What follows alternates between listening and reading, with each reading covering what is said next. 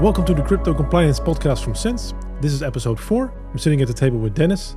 This episode is about digital assets in private banking. Dennis, great to have you here. Can you tell me a little bit about your background? What has shaped you in this industry? Thanks so much. Yeah, for me, my background is in mechanical engineering. So I actually started in a very different field. In 2015-16, I found out about crypto. I saw the value of it. I saw the anti-fragility of what this space can bring to global finances. And so I started to get interested in it and went really, really deep into. We got we set up multiple companies over the years. But in the end, what shaped me the most is to kind of like see this entire space evolve over the years. In 2015, you saw an entire space full with retail customers, crypto retail investors. That's what shaped the space originally. But most of these people are not in power anymore. So over these years, in the last 10, 11 years, everything changed. You see a lot of institutions now taking over the space. You see a lot of banks coming in. You see a lot of regulatory interest. And the message from a revolution in finance to what it is today, which is basically a different asset class, another asset class. Instead of gold, you might want to have Bitcoin because it's more flexible. Everything changed to that. So it's an interesting evolution of the original idea to what it becomes now, which is really a completely different asset class that is way bigger than Bitcoin, that is way bigger than just crypto. It's about the blockchain technology that enables the future finance. Let's get straight to the point. What should every C-level executive know about crypto? It's here to stay. That's the first part. It's also not only crypto, it's really blockchain technology. And that is the important differentiation between what most people see in media, what they saw over the last 10 years, and what the reality actually is. So you see the blockchain technology taking over the financial assets over time. Think about tokenized assets. Tokenized assets is everything that you have on a stock market, plus more, on-chain, 24/7 available, all the time, all around the world. You can put it in your pocket and you can travel with it, which is something that banks need to adapt because they want to understand and they need to understand how users will shape their behavior over time and then adapt to that to really take that to the next level and go with the time.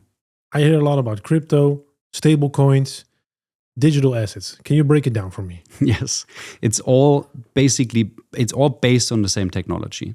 Everything is based on on-chain transactions. What this means, it's a decentralized ledger that allows you to decentralize, as the name says, trust. So what it does is you put stablecoins, which is basically a fiat currency, US dollars, euros, on-chain, which you can transact across the world in seconds without costs. Think about cross-border payments.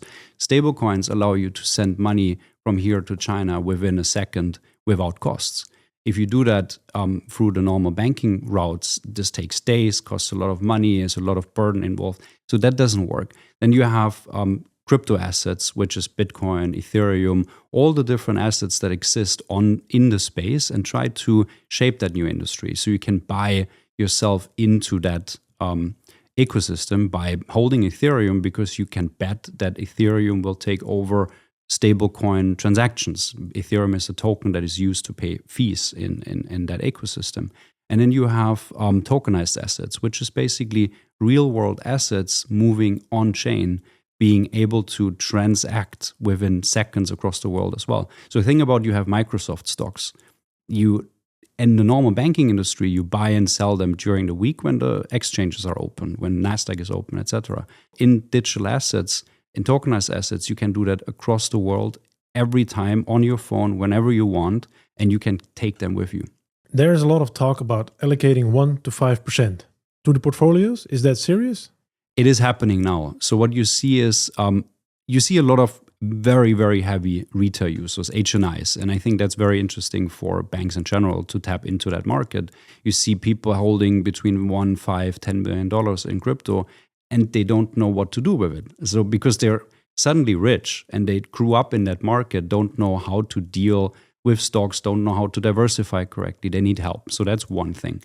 On the other hand, you have companies, treasury management companies want to move into the space. So the advice from a lot of big banks in the world. If you look at Bank of America recently announcing it, or JP Morgan, anyone like this, they all advise their clients to have 1 or 5% in crypto. Why? For diversification reasons. They think at some point Bitcoin, crypto in general, can become massive in the financial ecosystem. And so they want to have you a little bit exposed to that. And I think that's very interesting, especially when it comes to small and medium-sized companies. So you can think about them as their treasury grows over time and they need to manage it and have currency exposures, they have asset exposures, etc. Devaluation of the dollar, you need to somehow protect that. And crypto is one part that you can bet on between 1 and 5%, depending on risk appetite, to actually get exposed to. Where are the banks, you're talking about the banks, in their digital asset maturity at the moment? That's a good question. It really depends on the country, and it really depends on the risk appetite and the innovative approach of the bank itself. So you have 4 stages, or we separate it in 4 stages. One is the banks that really don't want crypto. So they ignore crypto, they don't want it, they don't understand it maybe, or they just say, this is not for us at this point. Then you have the banks that accept fiat inflow, US dollars, euros from crypto wealth. That's actually a majority of the banks that are currently in that phase, because what they see is there's a lot of value and there's a lot of wealth, and somewhere this wealth needs to go somewhere. So they want to tap into this. Then you have banks that accept crypto deposits, or at least allow crypto trading. So instead of the users trading on Kraken, Coinbase, Robinhood, all these neobanks that are accepting crypto or offering crypto trades, some banks move into that. And you see that in Switzerland a lot, especially in private banking in Switzerland. You see a lot of new banks ramping up crypto trading and initial custody solutions. So what that allows you to do as a bank is you move from a crypto user that was exposed in Kraken and these different exchanges to the crypto market, you move them into your ecosystem, removes compliance burden because they buy and sell within your ecosystem, but they get the exposure and you can help them to stay in there. And then you have some banks that are full in crypto. Like they basically are crypto native banks almost, and they allow you to take any sort of yielding access to different financial tools in crypto. They allow you to stake. They allow you to do all sorts of different financial functionalities within the crypto space. But there's not many that go there yet. So there's a huge market still open for these banks. So what strategic conversations should C-level executives now have? They should think about what they want to offer, especially in private banking. What's the value proposition long-term for the young generation in private banking? What do they believe do these user bases or these evolutions of their user base want in the future? What does a 20-year-old or 25, 30-year-old that is now very deep in digital assets, is fully digitalized, think about private banking in 20 years from now, 10 years from now? Like, what is the value proposition they get? And in our opinion, in my opinion, it's really about getting the innovation in, allowing what a private banker should do is allowing these people to really feel safe with them, but also feel heard. And I think that's really what it comes down to. The private banks should get into the space, understand it, and see how they can offer.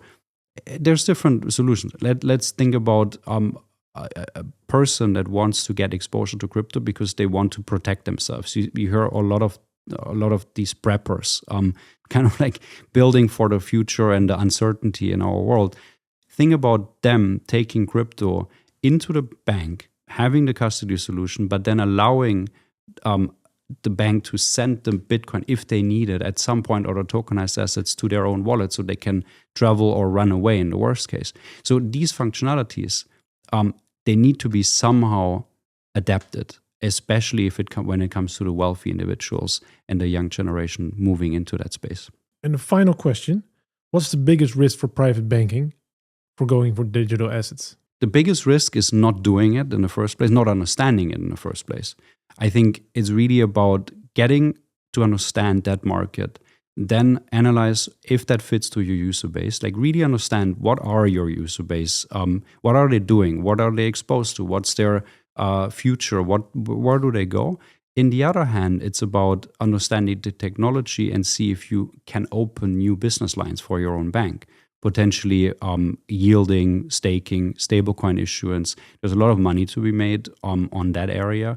But then in the third part, it's really about getting to connect the technology with this and doing it in a compliant way. And that's something that is super simple at this moment, especially in crypto, because crypto is transparent. The blockchain is transparent. There's new technologies coming up. People shouldn't be scared about anymore. Thank you for your time, Dennis. If anybody wants any more information, where can they go? Cense.com or directly on my LinkedIn, contact us. All right. Thank you for your time and see you in the next one. Thank you.